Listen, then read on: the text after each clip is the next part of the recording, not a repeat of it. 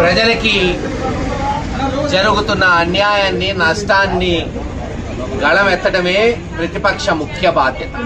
ఏ ప్రజాస్వామ్యంలో అయినా పాలక పక్షానికి ఎంతైతే బాధ్యత ఉంటుందో ప్రతిపక్షానికి కూడా ఉంటుంది.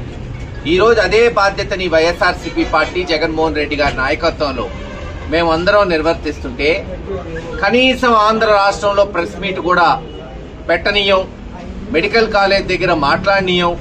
ఏది మేము తెచ్చిన కాలేజ్ కనీసం పల్నాడులో స్వతంత్రం వచ్చినప్పటి నుంచి 1947 నుంచి 2019 వరకు సుమారు 70-72 సంవత్సరాల్లో ఒక సరైన కాలేజ్ లేదు, ఒక సరైన హాస్పిటల్ లేదు. 50 పడకల హాస్పిటల్ లేదు, కనీసం డిగ్రీ కాలేజ్ సరైనది లేదు. అటువంటి తరుణంలో జగన్మోహన్ రెడ్డి గారు పల్నాడు ప్రజల కొరకు 500 కోట్లతో 600 పడకల హాస్పిటల్, మెడికల్ కాలేజు తీసుకొస్తే 60% కాలేజ్ పూర్తయింది. 2024 కల్లా 90% హాస్పిటల్ పూర్తయింది. చేతనైతే తెలుగుదేశం నాయకులు అది పూర్తి చేసి అందుబాటులోకి తీసుకురావాలి. సంవత్సరం నుంచి పనులు ఆపేశారు. ఇప్పుడేమో అది అమ్ముకుంటారట. 30,000 చేసే మెడికల్ సీట్ ని 30 లక్షలు వసూలు చేసేటట్టు వాళ్ళ నాయకులకి, వాళ్ళ చెంచాగాళ్ళకి తెలుగుదేశం చంద్రులు కట్టబెడతారట. దాన్ని నిరసించకూడదట. ఈ రోజున మేము ప్రజల పక్షాన నిలబడి అన్యాయం జరుగుతుంది. ఈ రోజు మీరు చూస్తున్నారు, ప్రజలే కాదు అన్ని పార్టీలు, ప్రజా సంఘాలు దీన్ని నిరసిస్తున్నాయి. దాని గురించే ఈరోజు ఉద్యమం చేపట్టాం.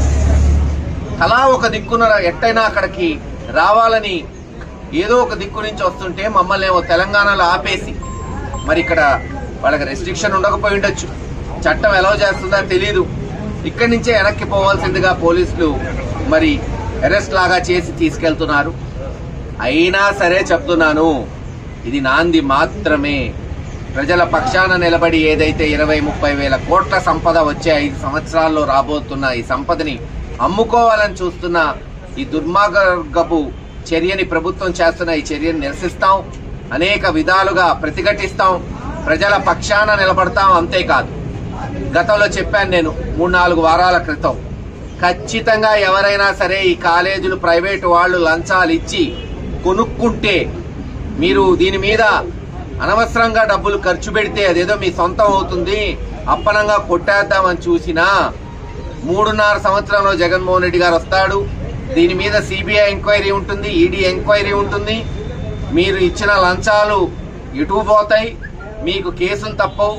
ఖచ్చితంగా ఈ కాలేజీలన్నీ మళ్లీ ప్రభుత్వమే తీసుకొని ప్రజలకి అత్యంత తక్కువ ఖర్చుతో చదువు, విద్య, వైద్యం అందించేటట్టు చర్యలు ఉంటాయని తెలియజేస్తున్నాం. ఏది ఏమైనా చంద్రబాబు నాయుడు గారికి విజ్ఞప్తి చేస్తాం.